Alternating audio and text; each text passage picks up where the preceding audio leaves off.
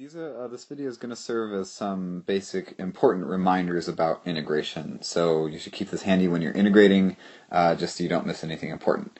The first thing to remember about integration is that there is plus c. So whenever you have an indefinite integral or just a regular antiderivative, you must include the plus c, because that describes the family of functions that solve the integral. With definite integrals, i.e. with limits, you don't have to do the plus c. If you just want to make it easier for yourself, always do the plus c, and then they'll cancel when you finish the definite integral. The second thing to remember about integration, let's say, for example, I have the integral of cosine of x dx. Okay? In your head, you cannot think about rules, okay? Because unlike taking derivatives, there really aren't rules for integration. The thing I like to think about is we have the answer, right? The answer is cosine. The question is, what function do I take the derivative of ddx of what is cosine? Well, what function do I take the derivative of to get cosine? And the answer is sine. And so therefore the antiderivative of cosine of x is sine of x, wait for it, plus c. So that's how you have to think of integration. It's really this process. Derivative of what is cosine. So let's just review the basic derivative rules and then see their integral parallels.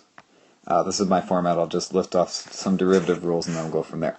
So the first one, the derivative of a constant times x. So recall if you have the derivative of 3x or 2x or 8x, the derivative is just that constant. So going backwards, if I'm integrating a constant, I just put back the x. So think about it like the antiderivative of 3 is what function when I take the derivative of it gets me 3. It's just going to be 3x, and so I go backwards. So it's kx and then plus c. If I have the derivative of k times a function f of x, then really all I'm doing is pulling out the constant and keeping it there, and so I get k times f prime. It just stays there, which is nice. Likewise, if I have a constant times a function and I'm integrating it, wow, I'm really bad with these colors today. If I'm integrating, there we go. If I'm integrating a function, what I can do is I can take that constant out and just do the integral of the function and then multiply it back in. So it's a nice little trick. So if I have a constant out in front, basically you keep it there and you just do the integral as normal and then multiply the constant back in. Don't do any product rule stuff. That's just icky and gross. So yeah. If I take the derivative of a function plus or minus a function, it's just plus or minus the derivatives. Same thing with integrals. If I integrate the sum or difference, I'm losing my colors. If I integrate the sum or difference, these are not primes. If I integrate f plus or minus g, the answer is just the integral of f of x dx plus or minus the integral of g of x dx. So I can just split up integration using plus or minus. And then the last one for this page is that power rule. The derivative power rule, we bring down the power, and subtract. Going backwards, we do the opposite. If I'm integrating x to the n, I add 1, x to the n plus 1, divide by the new power, and then add my plus c at the end. And then there's everybody's favorite, the trig stuff. So basically, if I have the integral of sine of x, what function when I take the derivative of it gets me positive sine? Well, we're going to start with cosine, but be careful, the derivative of positive cosine is negative sine, so I need to throw in a negative here. So it's negative cosine of x plus c. The derivative of positive cosine, the antiderivative of positive cosine is just positive sine of x plus c. What function gives me secant squared? That would be tangent x plus c. What function gives me cosecant squared? Notice that this is positive. So the integral, or the function that gives me positive cosecant squared is negative cotangent of x plus c, because when I take that derivative of cotangent, I'll get the negative come out, which will cancel with this negative here. What derivative gives me secant tangent? That would be secant x plus c. And then here I'll have negative cosecant x plus c.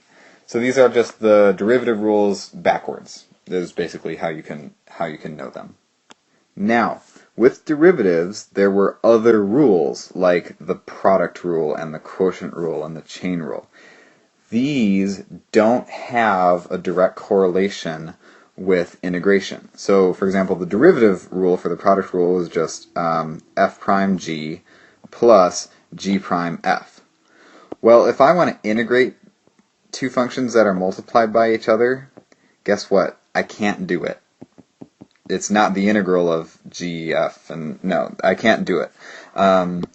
There are ways of doing this, but we're not going to learn them unless you're in Calc BC, then we'll do it in Chapter 8. But for the most part, if you see things like this, there is a different way to do it. There is no integration product rule, basically. So that might be good for some of you, but maybe not as satisfying for others. Treat it as you will, but yeah. What this does mean, however, is that we have to be very, very careful when we are integrating. For example, let's say I want to do the integral of x plus 1 over x squared dx. You might be tempted to pull out your new power rule and put it in use and be like, alright, the integral of x is x squared over 2. Cool. The integral of 1 is x, and the integral of x squared is, wait for it, x cubed over 3. I just used the power rule. Oh yeah, and also there's that like plus c. Unfortunately, my kitten is dead because you've killed it 1, 2, 3 times, and that is sad. You cannot integrate like this. You have to rewrite it so that it matches one of your rules, like exactly matches. Most of the time that's going to involve making fractions or rewriting trig stuff so that it comes out to be like a single trig function. So the way that we do that with this example is rewrite it as two separate fractions. If I have one denominator, I can split these two things up into two separate fractions. X over x squared plus 1 over x squared. I still can't integrate this because it's not one of the rules. I can, however, rewrite these using a different power. X over x squared is the same as 1 over x, which is the same as x to the negative 1. And I just realized that we don't know how to do this yet anyway. So I'm going to change the problem. Careful, stay with me here. We're going to do x squared on top. Squared. So this becomes 1 instead of x to the negative 1. Yeah, you'll see why in a second. Okay, so I'm going to be integrating 1 plus, and then 1 over x squared, I have to rewrite this in order to integrate it, just like I had to rewrite it when I took the derivative. It's x to the negative 2, and then I have my dx.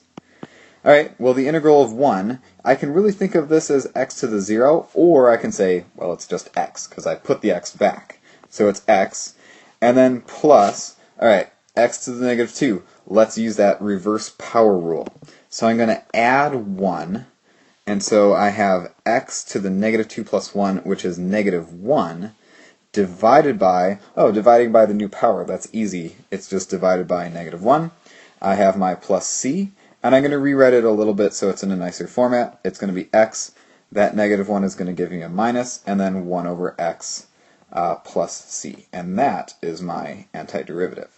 Notice, okay, so when I redid that problem, I had to rewrite it, because if I try to use the power rule on x to the negative 1, bad things happen, because, x negative 1.